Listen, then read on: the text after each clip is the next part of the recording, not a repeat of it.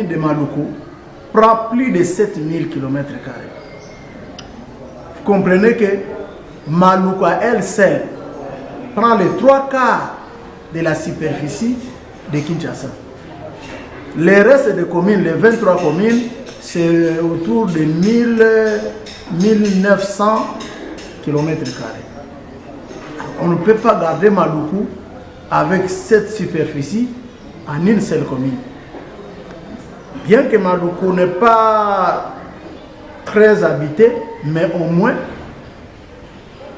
il y a une grande superficie qui fait que la population éprouve des difficultés pour atteindre les chefs-lieux de la commune. Et quand on pourra obtenir les résultats de cette requête, la possibilité c'est d'ériger cette deuxième commune de Maluku à Mbankana. Et c'est comme ça que vous voyez, il y a des structures de l'État qui sont en train de s'installer, notamment les parquets, les tribunaux. J'étais avec le premier président de la cour d'appel de Kinshasa Matete, qui m'avait confirmé que, en tout cas, on va ériger les tribunaux de paix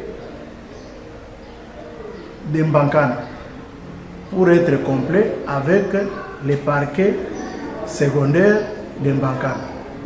Donc ça, ce sont des structures qui feront que quand la commune sera installée, il n'y aura pas assez de problèmes.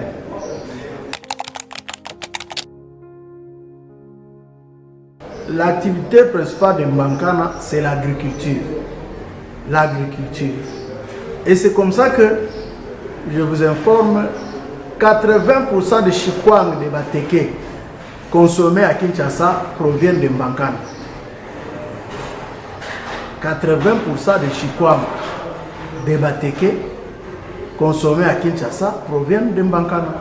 Donc l'activité principale de Mbankana, c'est l'agriculture, c'est l'élevage. Et c'est pourquoi vous avez vu, il y a une structure financée par la fondation ancienne Kadim qui se trouve installée à 3 km de Mbankana. C'est pour encadrer les paysans dans l'agriculture et l'élevage. Le phénomène Mobondo est un phénomène qui est en train de réduire, d'appauvrir les plateaux Bateke.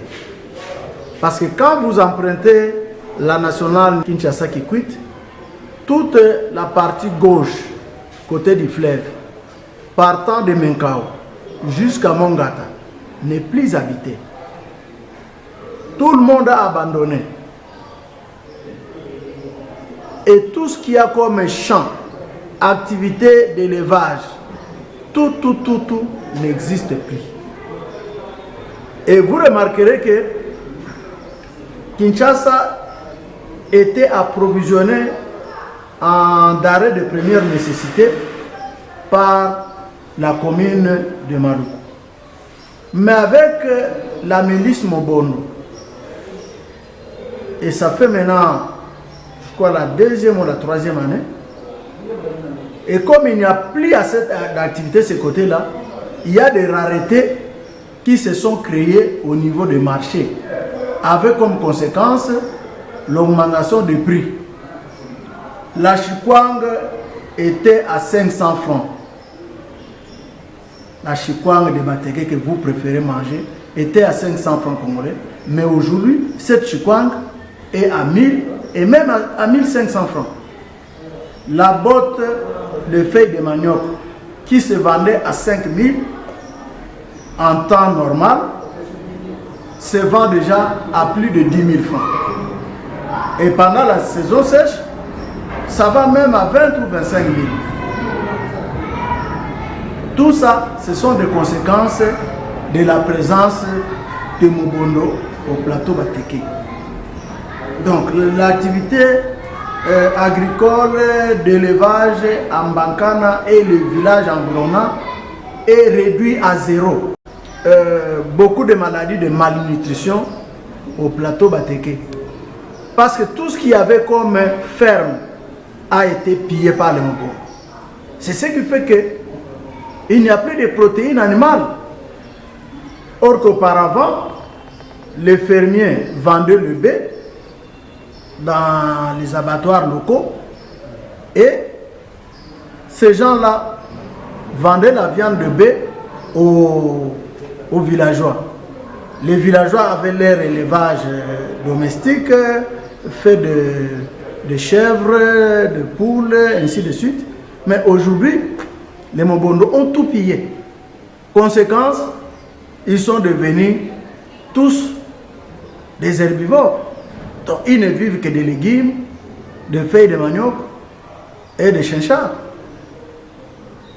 Allez-y comprendre l'impact de cette rareté de protéines animales sur la santé de ceux qui habitent Mbankana et villages environnants.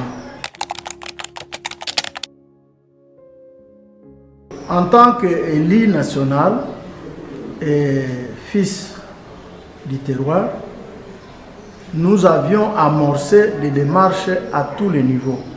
Au niveau de la ville, au niveau du ministère de l'Intérieur, au niveau de la 14e région militaire, et même au niveau de la maison militaire du chef de l'État, pour plaider afin qu'on organise une intervention pour neutraliser la milice Mobondo. Bon, nous avons fait notre travail. Nous attendons que chaque institution, selon ses responsabilités, puisse agir afin de mettre fin aux troubles de l'ordre public créés par la milice Mobondo. Je crois que tout le monde le sait, tout le monde le dit, que la milice Mobondo tue, viole, détruit tout sur leur passage. Je pense que quand vous allez interviewer la population de Mbankana, ils vous disent qu'ils vivent dans la paix au jour le jour. Mobondo est à 10 km, les Mobondo sont à 15 km et à tout moment, ils peuvent attaquer Mbankana. En tant qu'élu, notre rôle se limite à faire le plaidoyer auprès de ceux qui ont la responsabilité d'assurer la sécurité des personnes et de leurs biens. Personnellement, j'ai été victime. Tout ce que j'avais comme ferme à 8 km de Mbankana, avec à peu près plus de 50 têtes de bétail volées, tout ce que j'avais investi à la ferme, avec plus de 30 hectares de culture de manioc, ça a été détruit. L'auberge que j'avais construite pour permettre aux fermiers qui vont dans leurs champs de se reposer au retour, au lieu de faire un aller-retour, vous-même vous savez, faire un aller-retour, les matins, visiter les champs et puis rentrer le soir, c'est fatigant.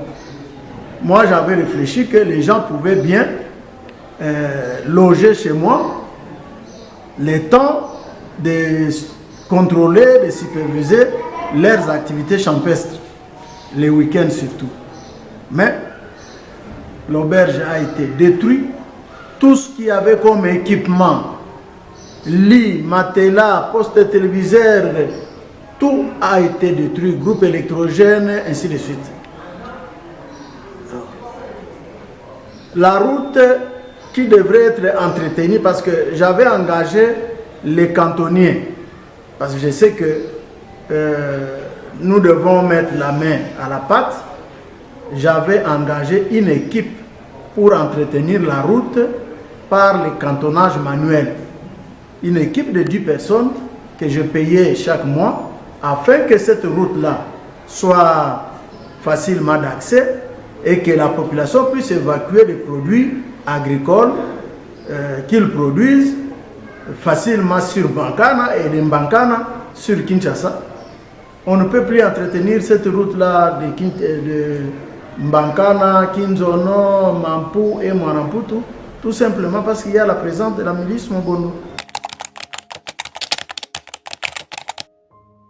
D'emblée, on peut dire que la 14e région militaire avait répondu favorablement en y installant un poste